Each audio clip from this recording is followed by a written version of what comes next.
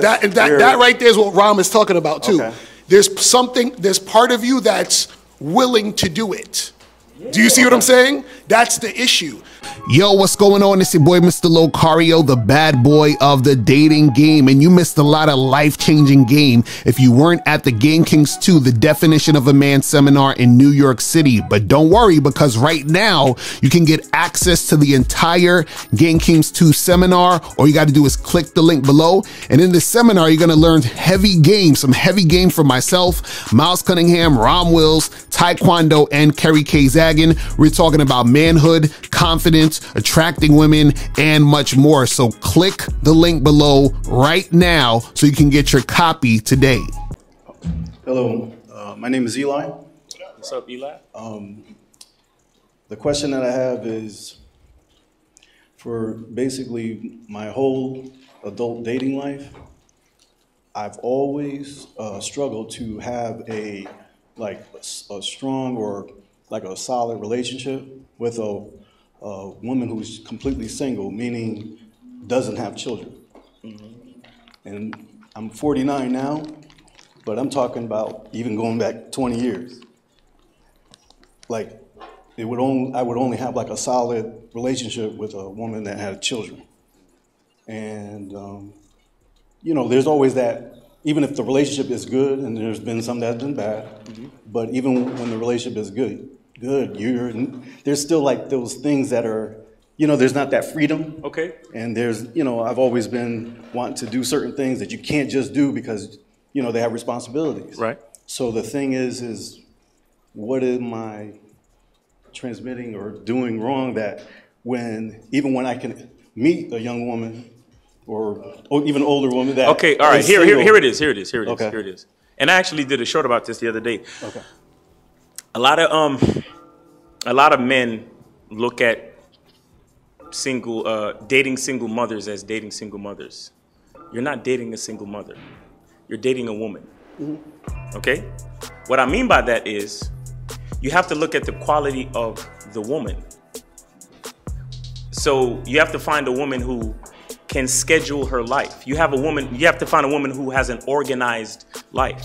You have to find the quality of woman that when she says she's gonna be someplace, that means she either has a healthy co-parenting situation, or that means she has a very reliable babysitter or family support. So when she says it's time for us to go on vacation, it's time for us to meet for dinner, it's time for us to do this, it's taken care of through and through. You understand? A lot of times we think, oh, I'm dating a single. No, you're dating a woman, but you're not paying attention to the quality of the woman. For example, if you're on a date with a woman and she takes out her phone and be like, oh, that's just my daughter texting me. And then she keep taking it. Oh, well, yes, my daughter. I already know that relationship ain't going nowhere because I don't allow phones on the dates. You understand? See, the thing is,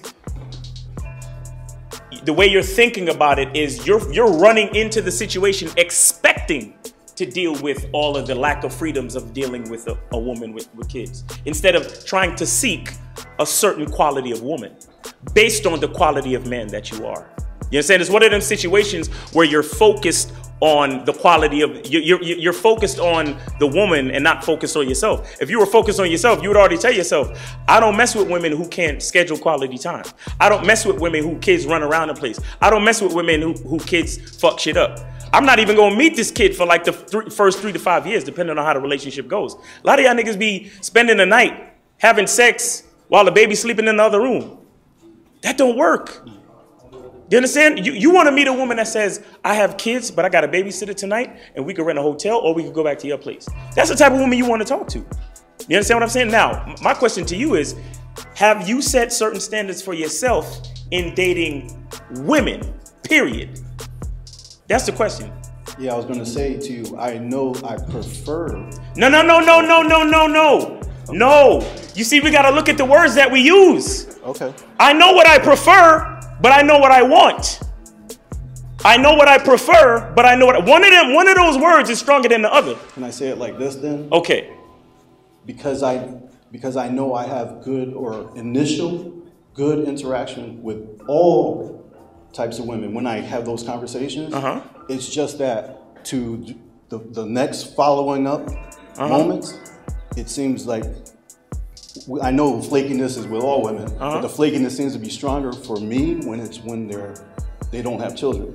But when they do have children, they seem to be more, as you were saying, more higher quality, or have a more discipline to themselves, so we can kind of work something out and this and that and the other. But ultimately, during the relationship, that child as an angle of it makes it difficult for me.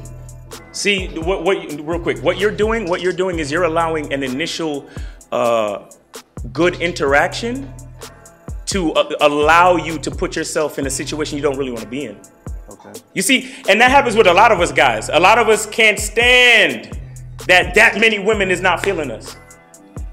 That's the problem with a lot of motherfuckers. Y'all want every bitch to feel you. Everyone! And I'm here to tell you, it's fucking impossible. It's impossible. I'm sorry, guys. But not all of them is gonna feel you. Yeah, you're gonna have to get rejected. Yeah, you're gonna meet chicks that don't like you. I'm sorry.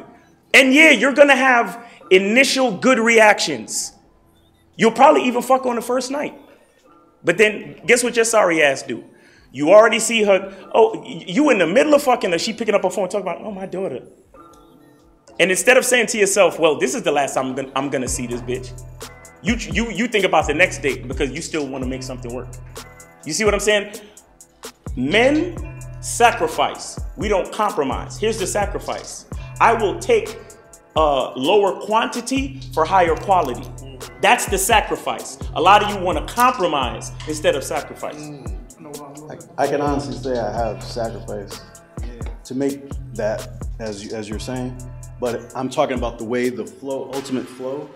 There's always like Well, you gotta drop it, bro. That's it. Yeah, but going back to what you're saying, where you're telling me not to get into my feelings or why it doesn't work out or it doesn't go past that initial thing, it always seems to like okay, out of the last, let's say, solid relationships I've had over the last 20 years, only one of them has been with a woman that didn't have children. Okay.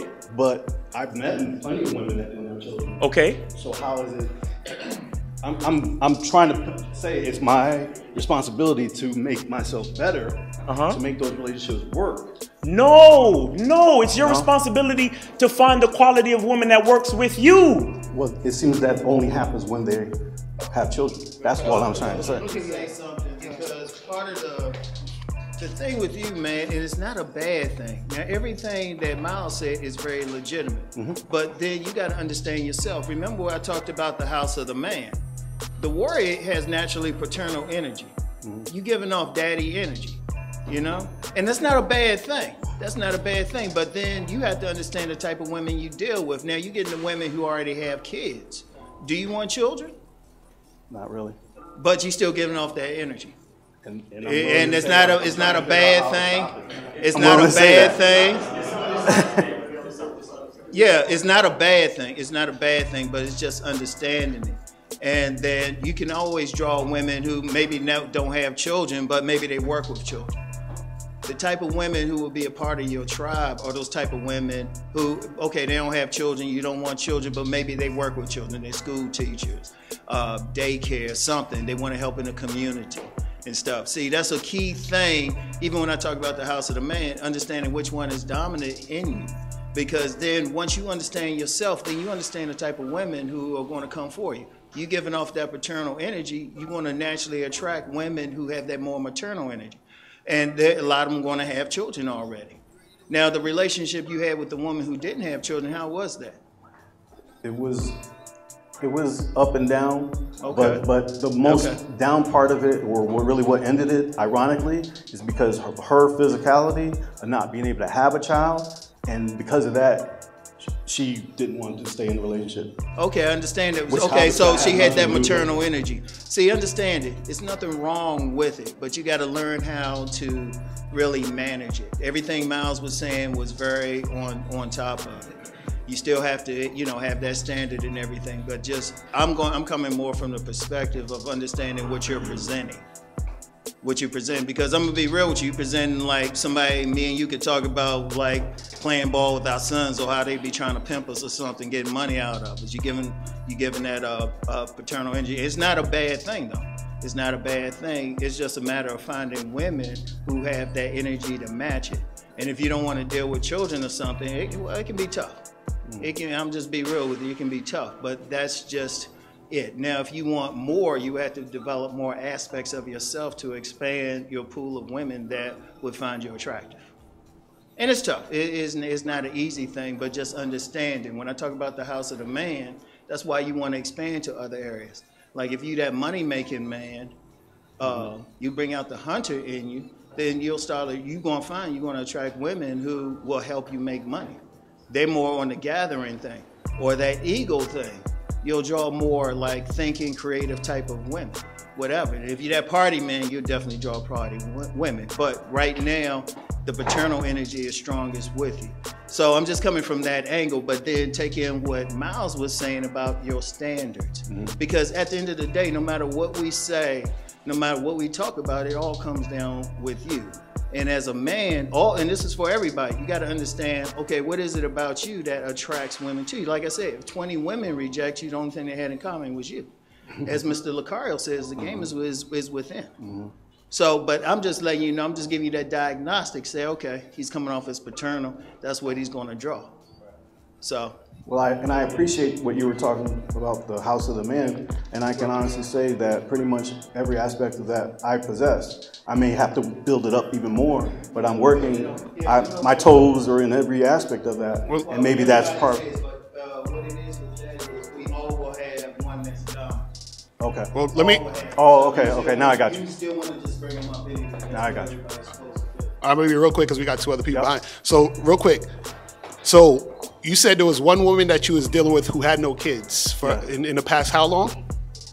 That ended. I did a call with you about it about 5 years ago. Okay, now my question to you is, would you be able, or are you willing to reject every woman that you meet that has kids?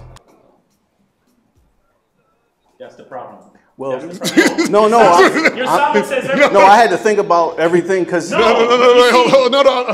calm down. No, I'm trying to make a point. I can legitimately answer the question. I'm trying to make a point. This is what I'm trying to say. If you're willing to reject every woman, let's say every next girl you talk to, whatever. As soon as I know she has kids. You find out she has kids, we're not even talking anymore. Okay. Are you willing to do that? Yeah. Okay, now, are you willing to do that? And are you also willing, if you met women who don't have kids, right, and they still rejected you too, are you willing to go 2 years without dealing with any woman, and not at all, because you're not meeting any women without kids? You're willing to do that? And that probably would be difficult because at this point in right, and see, life, that right there is what Ram is talking about too. Okay. There's part of you that's willing to do it. Do you see what I'm saying? That's the issue. See, you ever go to Walmart? Walmart sells what? Everything. Now, if you go to a Foot Locker or just a regular sneaker store, they only sell one thing, sneakers. So the only people that go into that store is the people that want sneakers. People going to Walmart for a bunch of things. If I owned Walmart and I'm like, damn, well, I want people to buy more sneakers in Walmart, I might have an issue because they're buying all this other stuff because I'm presenting all this other stuff. There's something inside this store that has all these other things available. So you have to be the sneaker store. So that means that when you're talking to a whole bunch of different women, what happens is when you start rejecting the women who have kids, you become more of the guy that they see that he's not the type of guy that wants to deal with anyone with kids. So on the opposite end of the spectrum, when you meet single women who don't have kids, they'll be more attracted to you because that's all you're offering is to deal with those women. So that's what I'm saying. You have to cut off that part of you that's willing to do that with those women. That's what I'm saying.